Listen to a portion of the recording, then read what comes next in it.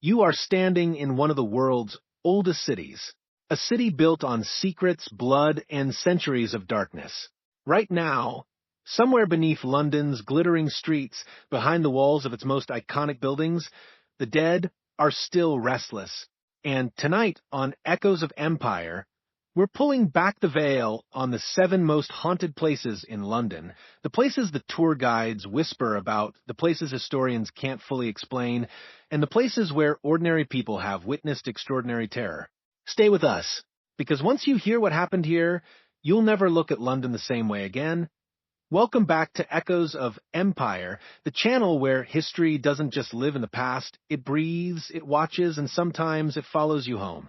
I'm your host, and today, we're diving deep into the dark underbelly of one of the world's most storied cities.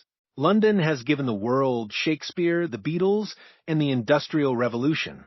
But it has also given the world plague, pits, public executions, and centuries of grief so concentrated in certain locations that the very stones seem to remember. These aren't campfire stories. These are documented accounts from historians, witnesses, paranormal investigators, and, in some cases, the official records of institutions themselves. So turn down the lights, get comfortable, and let's walk through the 7 most haunted places in London. There is no more blood-soaked piece of real estate on the planet than the Tower of London. Built by William the Conqueror in 1078, this fortress has served as a royal palace, a treasury, a menagerie, and most infamously, a prison and place of execution. Thousands of people suffered within its walls. Many of them never left, at least not entirely.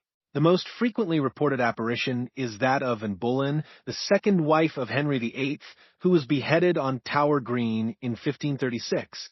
She has been seen countless times gliding through the grounds, sometimes headless, sometimes carrying her head under her arm.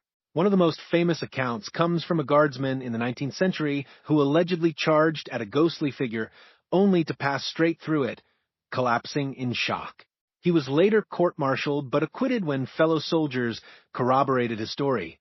Then there are the 2 young princes, Edward V and his brother Richard, who disappeared within the tower in 1483 under circumstances that have never been fully explained.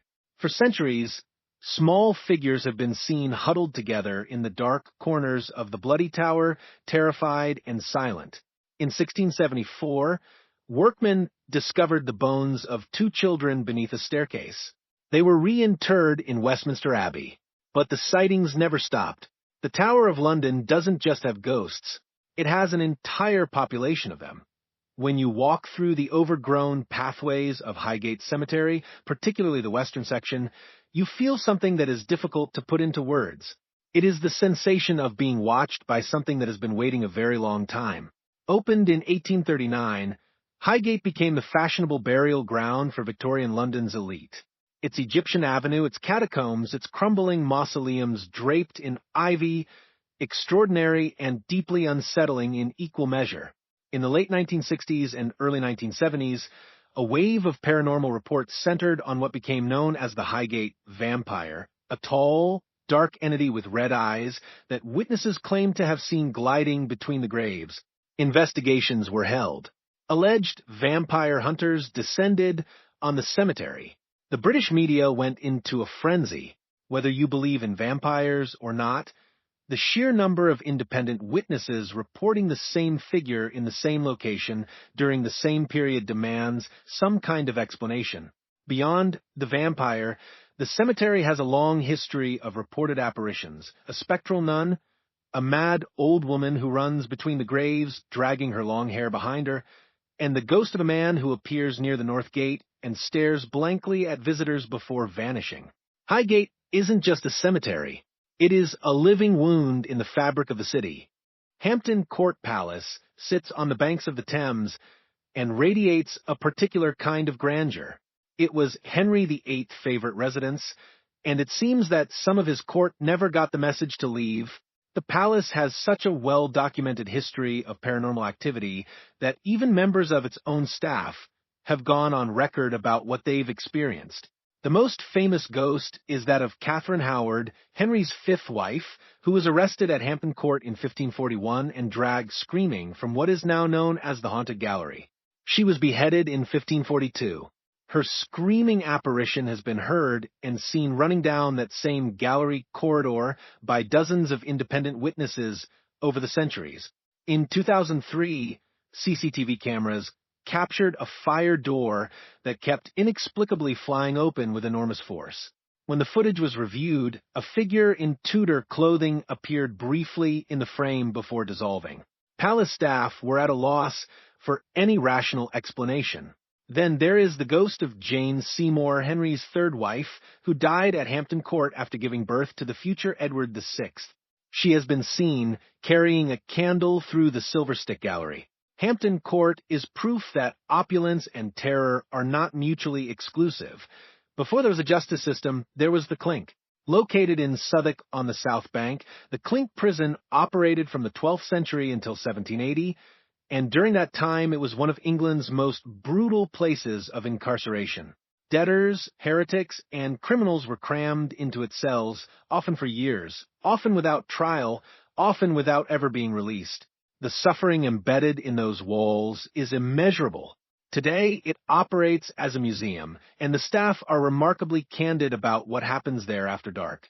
Cold spots that move, tools placed in one location and found somewhere else entirely by morning. The sound of weeping from empty rooms. Visitors have reported feeling sudden overwhelming dread, being physically grabbed or pushed, and in some documented cases, developing mysterious bruises after their visits. One female visitor on a ghost tour reported being grabbed by the wrist so forcefully that a bruise developed in the shape of a handprint. She had not been touched by any physical person in the room. The Clink earned its darkness honestly, one imprisoned soul at a time, that if the Tower of London is London's most haunted location by volume, then 50 Berkeley Square in Mayfair holds a different kind of title. It is considered by many paranormal historians to be the most intensely, dangerously haunted single building in England. In the Victorian era, the upper floors of this townhouse developed such a terrifying reputation that no one would rent them. Neighbors reported seeing a figure at the window of the top floor room that moved in a deeply unnatural way. Lights would flash. Screaming was heard from empty rooms. The stories that accumulated around the building are extraordinary. A Lord Littleton allegedly spent the night in the upper room with a loaded shotgun as a test of bravery. He reportedly fired the weapon at something that came at him from the corner of the room. He was found dead the following morning, not from a wound, but from sheer fright. A naval officer and his friend broke in on a dare. The friend was found dead the next day, impaled on the iron railings below the window. The officer was discovered gibbering and incoherent and never fully recovered his sanity. Whatever inhabits or once inhabited the upper rooms of 50 Berkeley Square, it is not simply a restless spirit. Witnesses across decades described something malevolent, something that wanted to cause harm.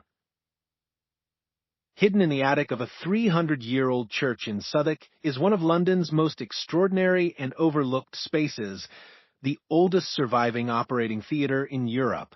Before the age of anesthesia or antiseptic, this was where surgeries were performed on the poor, usually in front of medical students, usually without pain relief, and frequently with fatal results. The floor was covered in sawdust to absorb the blood. Patients were tied down. The screaming could be heard throughout the building.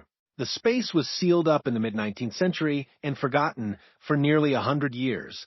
When it was rediscovered in 1956, it was found essentially unchanged, and immediately began generating reports of paranormal activity.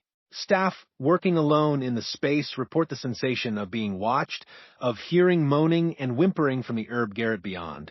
Objects move. The temperature drops without cause. Volunteers conducting evening tours have refused to return to the space alone after dark. The Operating Theatre Museum is one of the most honest haunted places in London because the suffering that happened there is fully documented. You know exactly what occurred in that room. And the room, it seems, remembers. Our final location brings us to the East End, where the shadow of Jack the Ripper still falls long across the cobblestones, and where Christopher Wren's extraordinary church looms over the neighborhood like a stone sentinel.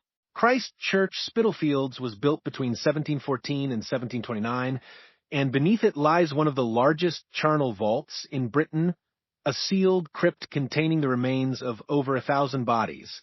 The area around the church has one of the highest concentrations of paranormal reports in London. Witnesses describe a woman in Victorian clothing who walks slowly down the street and fades before reaching the corner. Children's laughter is heard around the churchyard when no children are present.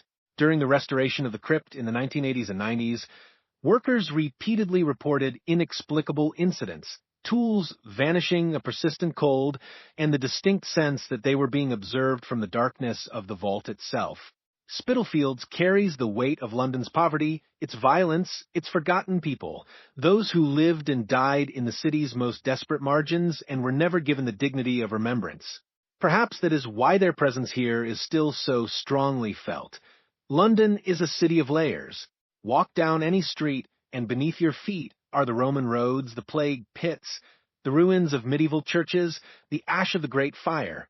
History in London is never truly buried.